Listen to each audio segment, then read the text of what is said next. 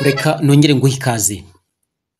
Ni karibuni kuri iyi platform igufasha gusobanukirwa byimbitse ibijyanye n'amasomo y'ubuvanganzo mu cyongereza cyangwa se literature in English. Ni karibuni sana, nongeye kuguha ikaze.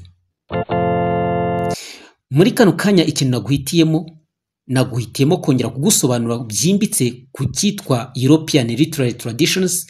Ahangaha uramenya ibisobanuro byayo, kuko igice cya mbere twari twagerageje gutanga introduction, ariko ubu ngubu noneho tugiye kugenda tubive imuzi.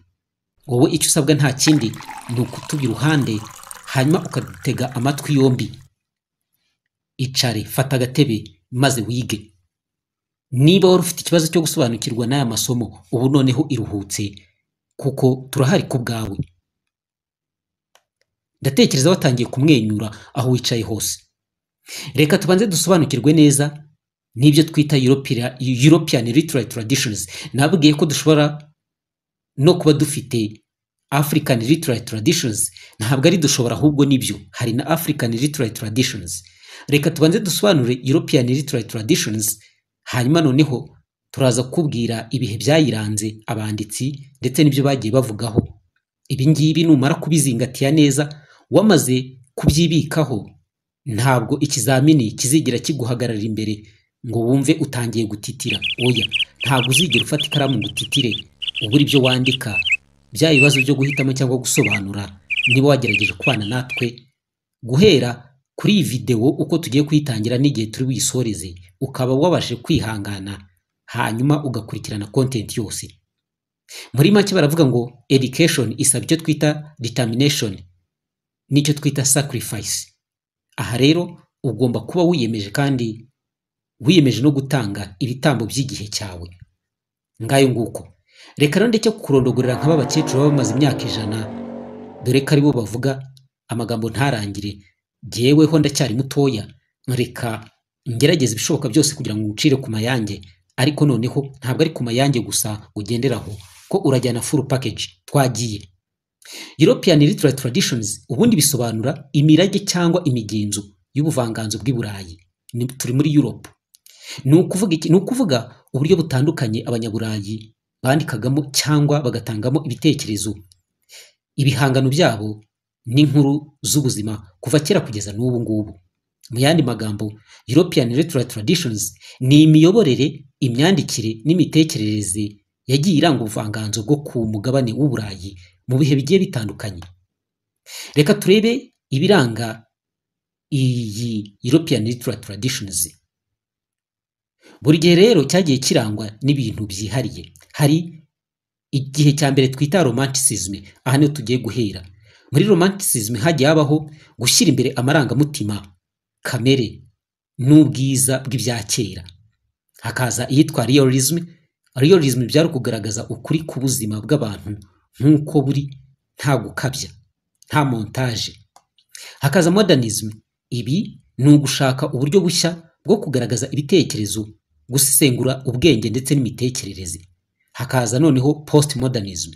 Naho Postmodernism hano hajemo gushidikanya ku byitwa ukuri, gutekereza mu byo mu buryo bwo guhinyuza ibisanzwe. Ni ukuvuga ngo Postmodernism ni ugushidikanya ku byitwa ukuri. Muri make ugasanga ibyo abantu muri rusange bafataho nk'ukuri hariho abashidikanya, bityo bagatangira kugenda bakora ibihabanye n'ibyo mwebwe mwabonaga ko ari ukuri. Icyo nicyo twita Postmodernism. Ni ukuvuga ngo ni ugukora ibirenze ibigezweho noneho. Hakaza no gutekereza mu buryo bwo guhinyuza ibisanzwe. Iyo niyo twita Postmodernism. Ese muri ibi ngibi mvuze wabuhura nabyo mu buzima bwa buri munsi? Ngayo nguko. Reka noneho tutagutindiye tugerageze tugusobanure mu buryo bwimbitse kugira ngo utagenda udasobanukiwe neza. Twabwiye ko turi buhere ku cyitwa Romanticism. Ibi ni ubusizi bwa kera cyangwa ibihe by'urukundo mu buhanzi. Romanticism. Umuntu nakubwira ngo uri romantique, uzamenye ko akubwiye yuko witwara nk'umuntu ufite urukundo kandi ufite ibyo ukunda. Romanticism nk'uko twari tubivuze ni ubusizi bwa kera cyangwa ibihe by'urukundo mu buhanzi. Reka turebe. Romanticism rero ikaba ari umuryango w'ubuhanzi, ubusizi, umuziki, umuco ndetse n'ubwenge uyu muryango ukaba waratangiriye i Burayi mu mpera z'ikinyejana cya 18. Nibyo koko uko ubyumvise nuko uyu muryango watangiriye i Burayi mu mpera z'ikinyejana cya 18. Ubu turi mu kinyejana cya kangahe? Okay. Ukaba rero warageze ku rwego rwo hejuru hagati y'umwaka w'igihumbi 1800 n'igihumbi 1850. Ngira ngo iyo ni incamake yabo. Ariko se ni ibiki byaranze iyi romanticism? Romanticism ifite ibyayiranze. Icya mbere ni ugushyira imbere amarangamutima n'ibitekerezo by'umuntu ku giti cye. Icya kabiri ni ugukunda no gusingiza ibihe byashize, cyane cyane ibya kera byo mu gihe cy'abami. Ibi rero ngo ntabwo byibanda ku gihe cy'Abagiriki ndetse na Roma. Icya gatatu ni ugukunda kamere, ibinyabuzima bidukikije bitarangijwe n'ikoranabuhanga. Ni ukuvuga ngo ni ugukunda kamere, uko ibintu uko biri karemano, nta kindi kintu kiratangira kubyinjira ngo kigende kibihindagura. Hakaza kwemera ibintu bitangaje ndetse n'iby'ubwiru nk'imyuka, inzozi, ibinyabuzima bidasanzwe n'ibindi. Ikindi gikurikiyeho ni ugusingiza abantu b'intwari n'ibikorwa by'ubutwari. Icya nyuma haraza kwemera impinduka no gushyigikira demokarasi. Ngibyo ibyaranze iki gice twari turo dusobanura tuvugaho cya romanticism. None se ko tubonye ibyaranze iki gihe, nta banditsi bari bahari? Abanditsi bo bari bahari ku bwinshi, ariko ahangaha abo twaguhitiyemo tugiye kubwira. Ubwo nawe ushobora gukora ubushakashatsi burenzeho, hanyuma nawe ukishakira abandi. Ariko dore icyo turi buze kukubwira ni uko mu Bwongereza hari uwitwa William Wordsworth, hakaza Samuel Taylor Coleridge na John Keats, ndetse n'uwitwa Lord Byron, hakaza William Blake, Jane Claire, Walter Scott. Abo ngabo nibo twabashije kukubonera. None mu Bufaransa hari uwitwa François René de Chateaubriand, hakaza uwitwa Alfred de Musset, hakaza Alphonse de Lamartine, hakaza Théophile Gautier, ndetse n'uwitwa Stendhal. Abo ngabo nibo bagiye bigaragaza cyane cyane muri iki gihe cya romanticism. Ngira ngo wabyumvise. Gusa kubera ko ugifite inyota, ntabwo twagenda udashize icyaka. Turakomeje, tugeze kuyitwa realism cyangwa se realism, biterwa n'uko ubisoma. Ibi se ni ibiki? Ibi byo rero ngo ni ukuri mu buhanzi. Realism bisobanuye ngo ukuri mu buhanzi. Realism ni uburyo bw'ubuvanganzo bwibanda ku kugaragaza ubuzima nk'uko buri, nta gukabya cyangwa kubuhindura mu buryo bw'amarangamutima. Uko ubyumvise ni uko. Ni ukuvuga ngo realism ni uburyo, urumva harimo ikintu cyitwa reality, ukuri. Ni uburyo bw'ubuvanganzo bwibanda ku kugaragaza ubuzima nk'uko buri, nta gukabya cyangwa kubuhindura mu buryo bw'amarangamutima. Hari ukuntu umuntu agira gutya akazana amarangamutima menshi, bityo bigatuma icyakabaye kigaragara mu mwimerere wacyo kigiye gihinduka kubera gukabya. Rero realism ibyo ntabwo bikunda. Reka turebe ibyayiranze. Hari ukwibanda ku buzima bwa buri munsi, cyane cyane bw'abantu mu cyiciro cyo hasi cyangwa abakozi. Abantu bo mu cyiciro cyo hasi, ntabwo ari abami cyangwa se abaperezida, cyane ko muri icyo gihe n'abaperezida bari batarabaho, ahubwo habagaho abami. Rero ibyaranze realism ni ukwibanda ku buzima bwa buri munsi, cyane cyane bw'abantu bo mu cyiciro cyo hasi cyangwa abakozi. Nawe niba wibanda ku buzima bw'aba bantu, ni ukuvuga ngo ufite ibitekerezo byo muri iki gihe cya realism. Ntabwo ari ibyo gusa, hari ikindi cya kabiri. Hari ugushyira imbere ukuri kw'ibintu uko biri, nta montage, nta bintu by'indoto cyangwa gukabya. Ibyo ngibyo realism yaziranaga na by'urunuka. Icya gatatu ni ukwanga uburyo bwa romanticism bwakundaga gukabya no gushingira ku nzozi. Ibyo ngibyo realism ni ukuvuga ngo ntabwo yacanaga uwaka n'ibi bintu by'imyitwarire y'abantu bo muri romanticism, bo bakundaga gukabya ndetse no gushingira ku nzozi. Igikurikiyeho ni iki? Ni ukugaragaza imibereho isanzwe y'abantu, ibibazo byabo byo mu buzima busanzwe.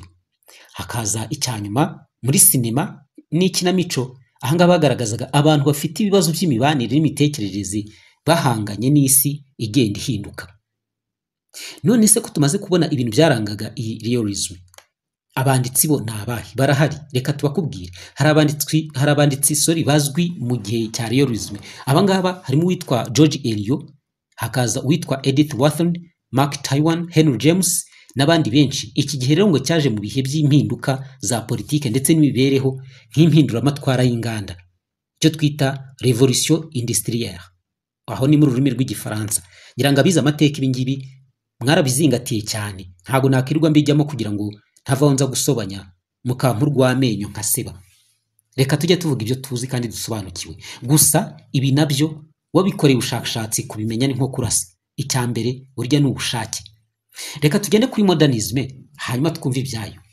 Modernisme nacyo ni igice kigize European literary tradition. Twaba tuvuye muri realism. Ese modernism yo irazana iki? Ngira ngo murumva ikintu cyitwa modern. Modernism rero ubu ni uburyo bushya mu buhanzi ndetse n'imyumvire. Modernism ni uburyo bushya bw'ubuhanzi n'imyandikire bwaje hagati y'ikinyejana cya 19 n'ikinyejana cya 20. Ubu bukaba bwararanzwe no gushaka guhindura uburyo bwa kera bwifashishwaga mu buhanzi ndetse n'ubuvanganzo. Ndagira ngo nongere ngasubiremo kumve. Modernism ni uburyo bushya bw'ubuhanzi ndetse n'imyandikire. Ibi bikaba byaraje hagati y'ikinyejana cya 19 n'icya 20. Urebe bukaba bwararanzwe no gushaka guhindura uburyo bwa kera bwifashishwaga mu buhanzi ndetse n'ubuvanganzo. Reka turebe ibyaranze iki gihe cya modernism. Modernism yaranzwe no kwanga ibitekerezo bya kera, harimo kwemera ubukristo n'ibitekerezo by'iyobokamana. Modernism ibi ngibi yaje bitera ishoti. Icya kabiri hari ukwibanda ku bitekerezo by'umuntu ku giti cye, cyane cyane ibyo mu bwonko ndetse n'imitekerereze. Hari ugukoresha uburyo bushya bwo kwandika, harimo gukina n'indimi, uburyo bw'ubusizi butamenyerewe. Hakaza kandi kwibaza ku kamaro k'ubuhanzi n'uburyo butuma abantu bumva isi. Iyo ngiyo niyo twita modernism. Noneho se iyi modernism yo irimo abahe banditsi? Abanditsi bo barahari ni benshi cyane. Abanditsi rero babatekereza b'ingenzi ni benshi, ariko noneho abo twaguhitiyemo harimo uwitwa Joseph Conrad wanditse Heart of Darkness, hakaza uwitwa Virginia Woolf, hakaza Sigmund Freud, uyu akaba yaranditse ku myumvire, ku bwonko n'imitekerereze. Hari uwitwa Friedrich Nietzsche, uyu yasizeho Will to Power cyangwa se inyota y'ubuyobozi. Hakaza uwitwa nukuvuga ngo modernism irangwa n'inyota y'ubuyobozi. Hakaza uwitwa T.S. Eliot ku ruhare rw'abahanzi ku muco n'amateka. Ibi ngibi nibyo yagiye yandikaho. None si nibyo bice gusa bigize iyi European literary traditions? Oya da. Hari noneho igice cya kane cyitwa postmodernism. Ngira ngo iyi postmodernism niyo ikurikiye modernism. Urumva ko iyo tuvuze postmodernism, nimvuga post uhite wumva nyuma, nkuko tuvuga post colonial period, icyo kikaba ari igihe cya nyuma y'ubukoloni. Noneho postmodernism ni ukuvuga ngo ni igihe cya nyuma y'ibigezweho. Ese niba hari igihe cya nyuma y'ibigezweho, ubwo hakorwamo ibiki? Nanjye mfite amatsiko nkuko nawe yafite. Ariko noneho nakubwiye ngo fata agatebe wicare wige, ufate umwanya utege amatwi kandi nturangare. Ahangaha nibwo buryo bwiza uri bubashe gusobanukirwa. Kandi iyi video nindamuka nyisoje udasobanukiwe, ufite uburenganzira busesuye bwo kongera ukayiplayinga maze ukayumva, kugira ngo ubashe kujyana ubumenyi buhagije. Ibi ushobora kubyumva waba uri mu modoka, waba uryamye, aho waba uri hose mu kazi ushobora kubyumva, kandi ejo wagira mu kizamini ukabasha kubikora neza. Ndaza kuguha version y'icyongereza, wowe ntugire ikibazo. Twagiye. Nuvuga ngo rero postmodernism ni igihe cya nyuma ya modernism. Postmodernism ubu ni uburyo bwaje nyuma ya modernism, bukaba bwaraje hagati mu kinyejana cya 20. Ngira ngo ubu tuvugana turi muri postmodernism. Niba ujya ureba neza uzabona hari ibintu byinshi bikorwa ugasigara wibaza ibyo ari byo, kuko ubona ko birenze ibyo twita ibigezweho. Ntabwo ngiye muri detail, ariko nawe hari ibyo ubona.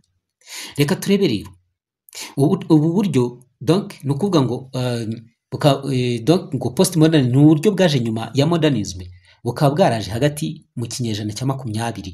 Ureo ngo bukaba bwibanda ku gushidikanya, gutebya no guhindura uburyo abantu batekerezagamo. Yego nibyo. Ibiranga postmodernism ni ibi: hari ugushidikanya ku bitekerezo byemewe cyane, cyo twita meta narratives. Ugasanga ibintu byafashwe nk'aho ari ihame, nta nubwo binyeganyezwa, ndetse washaka no kugira icyo uhindura intambara ikaba yavuka. Ni ukubera imitekerereze y'abantu bo muri post modernism. Hari ukwanga cyangwa gutebya ku bigaragara nk'ukuri ku isi. Hari ugusesengura uburyo abantu batekereza bakumva nuko bahindurwa n'imbaraga z'umuco. Hari ukugira kandi uruhare mu guhindura uburyo amateka n'umuco bisobanurwa. Guhindura uburyo kugira uruhare mu guhindura uburyo amateka n'umuco bisobanurwa. Ugasanga abantu barimo barajya impaka ku bijyanye n'umuco. Bamwe bakavuga bati uko mwumva umuco ubundi ntabwo ariko bimeze. Bo bakazana ibitekerezo byabo bashaka kugira ibyo bahindura. Ibyo bikazana intambara ku badashaka guhinduka, kubera ko bo bumva ko ibyo bamenye kera ari ibyo nta mpinduka zigomba kubizamo. Gusa ahangaha kugira ngo ibintu bigende neza hasaba ubworoherane.